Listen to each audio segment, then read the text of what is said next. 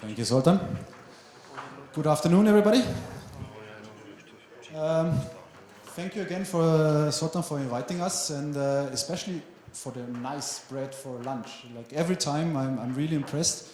I do go to quite a bit of conferences and speaking opportunities, and I have to say that I really like your taste. All right. So I have 15 minutes to talk about security in the IoT space. That is very little. So I opted to give you a tiny bit of an overview on why security is important in the IoT space and why it is so complicated and why you should be a little bit afraid. Right. IoT, Internet of Things, right? Everybody knows that. Some perspective. In 2002, it was estimated that there is around 1 billion IoT devices on the Internet. Now we have 2019, and it's estimated to be around 27 billion IoT devices. Now keep in mind that those estimations, they come out of mass scans of the Internet and some number crunching.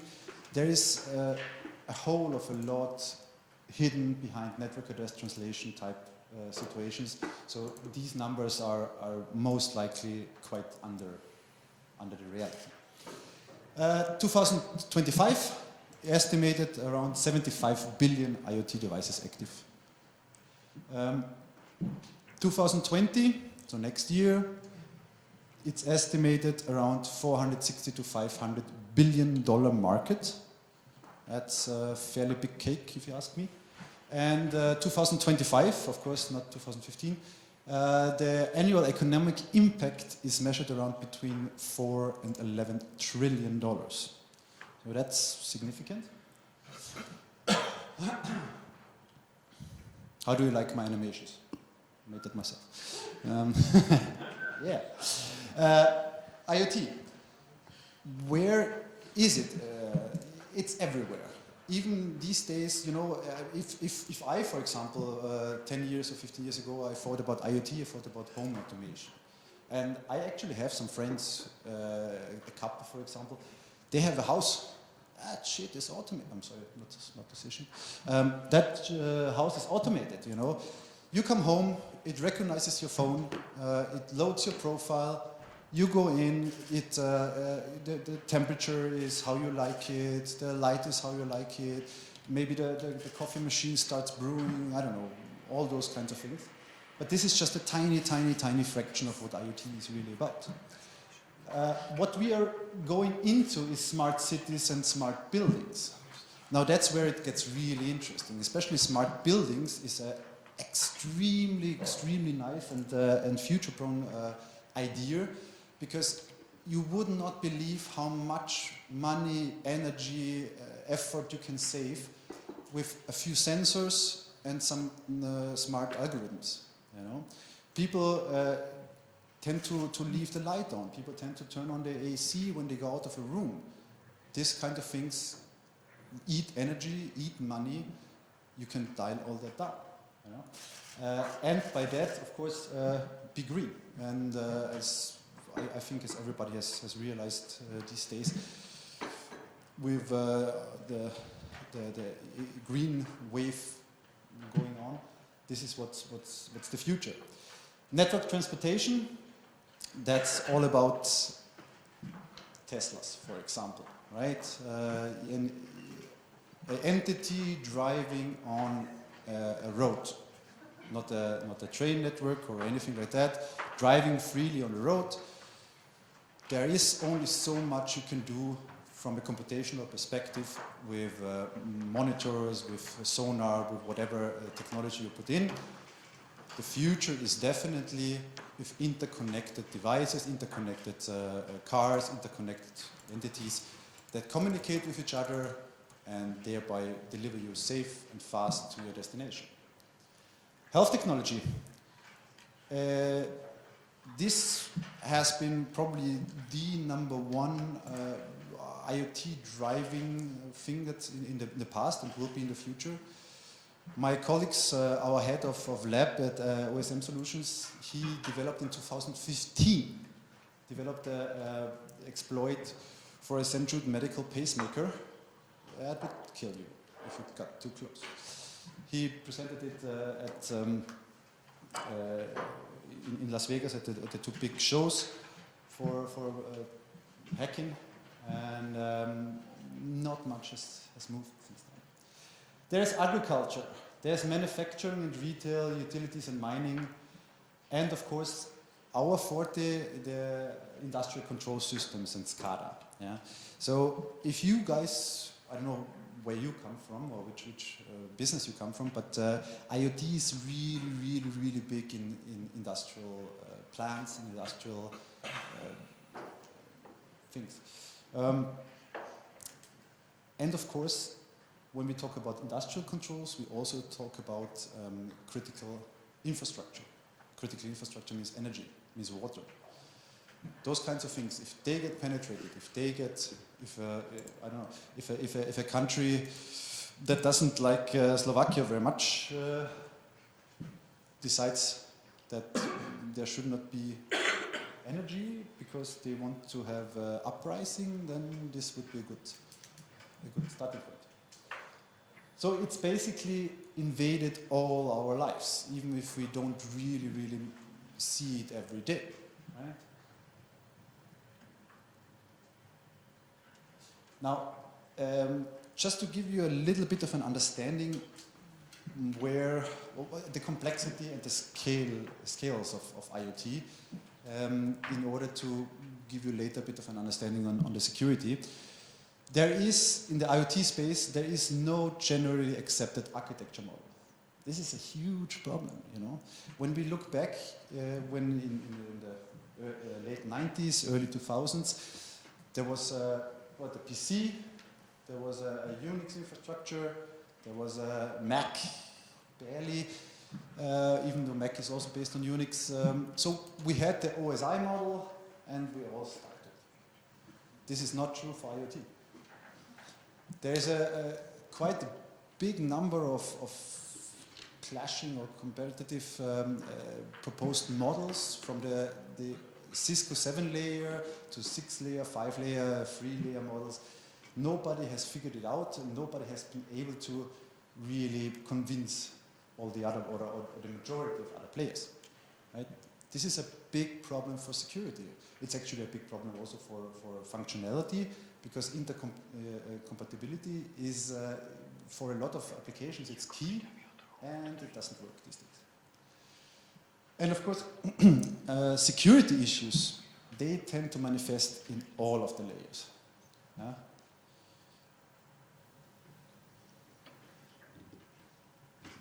So this was the basis. You have the architecture, right? Then we have to communicate somehow. There are communication and networking protocols. Yeah? This is just a small snippet of the big ones. Yeah? Some you know, Bluetooth, Wi-Fi, cellular network. You maybe also know NFC, near-field communication. This is the stuff where you put your phone on the thingy, and it via proximity it delivers data, and you pay for the shit. There's other stuff that's, for example, very industry specific. That's Zigbee, Z-Wave, LoRaWAN, and upcoming is 5G. 5G is coming, and 5G is going to be very IoT focused. Yeah? So you can see we have a lot. So we don't have an overarching architecture. We have a lot of homegrown or company-grown protocols and communication ways, and it gets even more complicated. If we just look at the networking, we have a few. Those three are just the three big ideas. Yeah? So that's EMBB, that's the enhanced mobile broadband.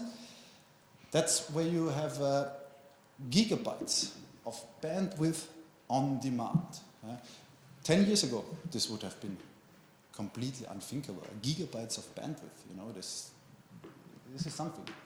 Then we have MMTC, the massive machine type communications, where again, it's a huge step into the future.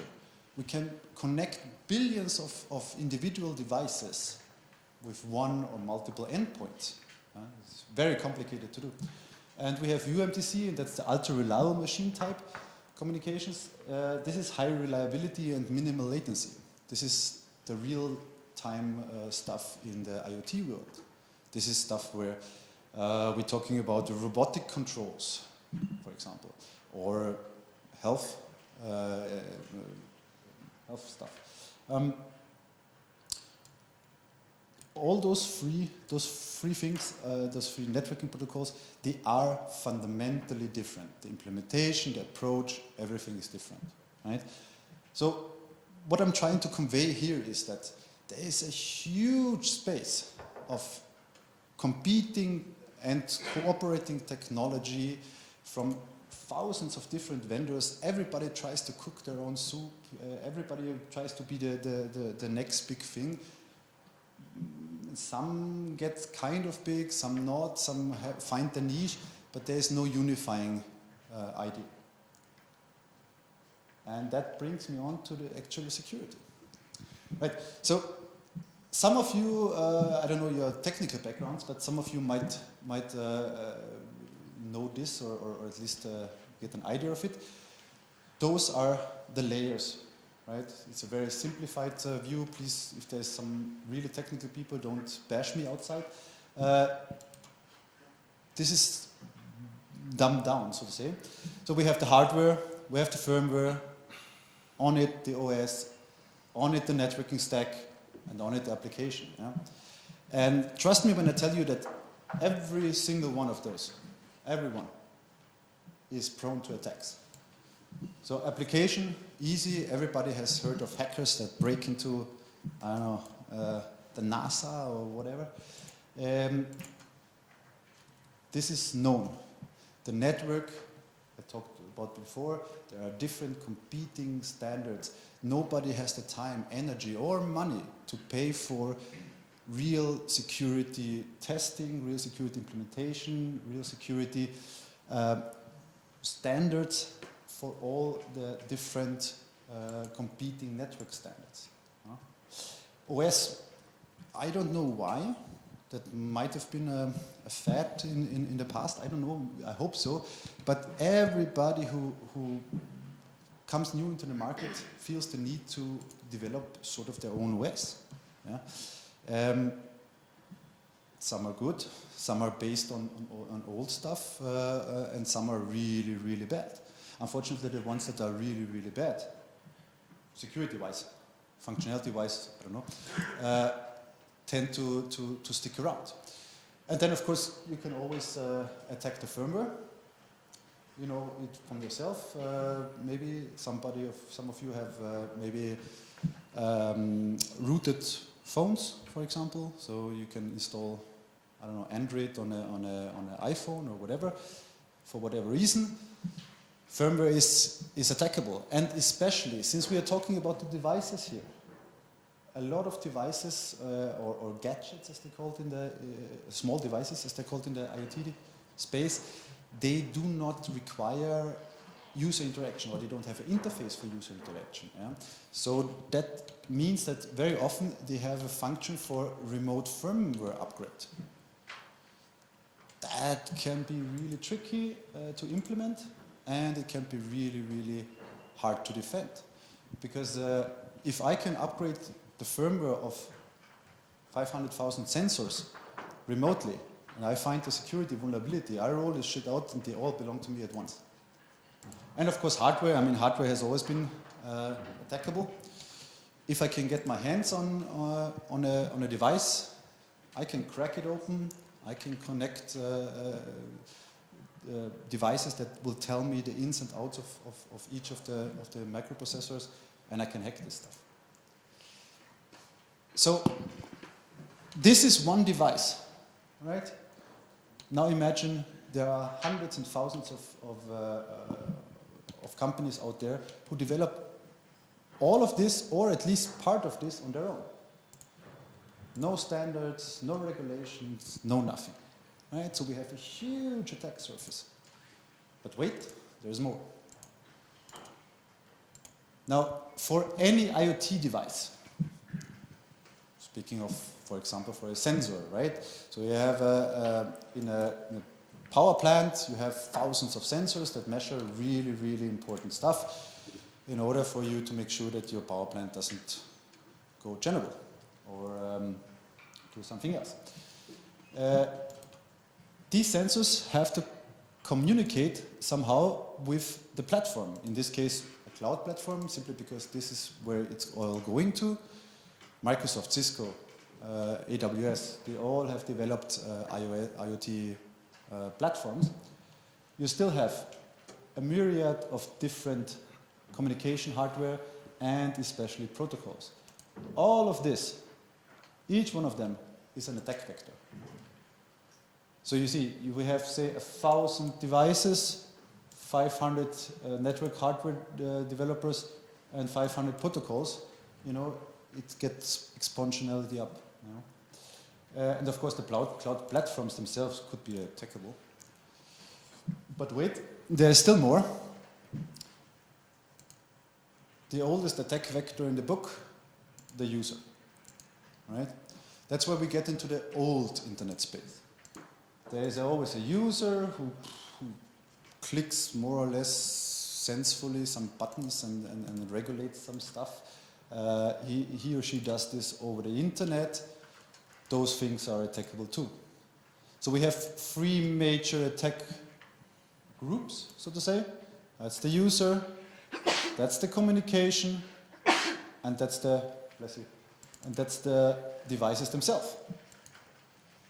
So given that we have such a variety of people, companies implementing stuff, you can imagine that security is lacking behind. And this is still not all, because in the IoT sector, everything is about timing, and time to market, and money. So what we see is that there are a lot of non-IT companies going into the IoT sector, right? So you have, for example, a company that does blinds. For the last 15 years, they did blinds with a small, flat remote control. You could push the down button, you could push the up button, you could push the button that moves the blinds themselves around, and that's it. Right? Now, they want to get in bed with another company that does AC regulation, for example, because it makes sense. As soon as the sun directly comes to you, you put down the blinds, and you turn on the AC. So it gets nice and chill in the flat. What they do is, they don't go to a company and say, oh, we have this product and we want to make it internet compatible and we want it to be remotely controlled via the internet, we want to integrate with this and that software, whatever. No, they usually go the way that, we're going to keep all this in-house, we're going to make all the money, and we're going to implement it ourselves. Yeah, that doesn't really work out too well. We have seen, there's none of them in here, but this comes close. We have seen light fixtures, the standing ones, that were IoT devices for whatever reason. I don't think it was really necessary, but they had way too much processing power. They got all taken over. There were about 3 million units in the market, and about 800,000 got taken over and used as a botnet. So your freaking light fixture now becomes a botnet. That's not cool. The real other problem is also, like I mentioned before, that that the time to market is extremely important. Yeah? It becomes a factor in development. As soon as this happens, it's like in the gaming industry, where I come from. There tend to be really short development and release cycles, and nobody has time for security. You know, security takes time. You have to test. You have to reevaluate. You have to, and security usually in the development process comes after functional testing, simply because if you test security too early, you're going to find a shitload of stuff. So now you have done all your functional testing, everything is good, and then there comes the security guy, he tests a little bit and sends you back for 3 weeks. That's not going to happen, I'm going to roll out. So that's how we end up with loads and loads of security vulnerabilities in everyday applications. Of course, then we also have the multi-year life cycles, right? If I develop, and I completely understand that, if I develop a SCADA software that looks after a small part of a plant, right? We're building something, it doesn't matter, and I have the need for 5,000 sensors. I'm going to develop the sensors, I'm going to put them out, and they're working. I'm happy. There is no need for me to upgrade. There is no need for me to do any security evaluations. There is no need for me to do any hot fixes or anything. This is just a sensor. But the problem is, in a year, 2 or 3, there is going to be new exploitation vectors, new ideas, new technologies that actually find or make it possible to find a vulnerability in this tiny, stupid little sensor, right? So if there's no firmware upgrade, which is the status quo today, there is no security hotfixes. This sensor is 3 years old, completely exploitable, and the next, whatever you want to call him, comes along, somehow gains access through the old internet to this network. He takes over all this stuff. Yeah? And then your plant is not yours anymore. We've seen that with Stuxnet. I think and I hope that quite a lot of you have heard of that. The first real, not first, but first real big worm or malware that took over plants, in this case energy plants. And what Stuxnet actually did was to alter the data that came out of sensors. Instead of the sensor screamed, oh, this is too much, we are spinning, the centrifuge is spinning like a madman. In reality, it reported back everything's fine. So what did the system do? It spun and spun until the centrifuge was kaput. It was dead. Yeah? That's a big problem. I'm seeing that I have very little time left. Sorry. The other problem is that those tiny sensors, they tend to be really, really weak in terms of hardware. So any effort for encryption, for example, is dwarfed at the beginning because encryption necessitates a crypto handshake, for example, a key exchange. That can't happen on a regular basis if your endpoint has too little processing power. So people tend to skip it. Zigbee, for example, one of the more popular protocols, has this built in, but nobody uses it because my sensors are too weak to do it, or it would cost too much.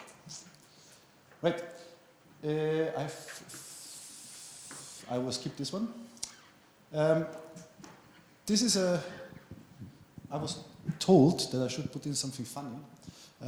That's why I put this one in. I think it's not particularly funny, but it's actually the future, because you probably all have heard that people and a lot of PCs, for example, especially, were part of botnets, right? Now imagine everybody always thought, oh, this is just his mother, or my aunt, or my grandma, or whatever, not updating the antivirus or whatever, right? With automated home, this can be you for the little price of a sensor, and you can do nothing about it. As an end customer with PCs or whatever, you could install an antivirus, you could do something about it, at least in theory. With IoT devices, there is no way you can theoretically, for bigger things, you can always look if there's an update or a security hotfix and play it in, but for sensors and stuff, that's not possible. Yeah? Here, the lamp, I don't know if they based it actually on the real attack, but this was a real attack. Excuse us while we participate in a DDoS attack. That's exactly what happened. Exactly what happened. Or, like it said, ransomware. I'm going to turn off the heat until you give me a few bitcoins or whatever. You know?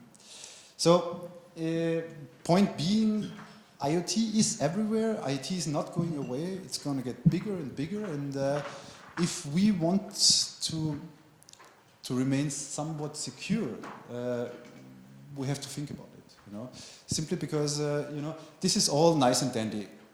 You might say, I don't care if my light fixture participates in a DDoS attack. But what about something that has a microphone built in? Now, it might not participate in a DDoS attack. It might just listen to what you do at home.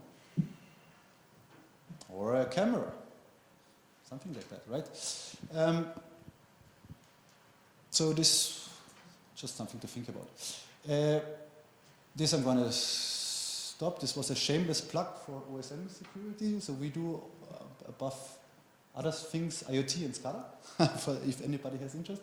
But I want to plug one thing, and these are from our colleagues at our partners at AlphaStrike. They do the first Viennese Embedded System Security Days. 3 days of embedded system hacking, security. They go to the IKT conference. It's going to be a blast. And if you guys, if anybody wants to participate, we have a 10% off. Just let me know and I'll give you the code. Thank you very much. Are there any questions? Sorry. No? Then thank you very much. Thank you, Mark.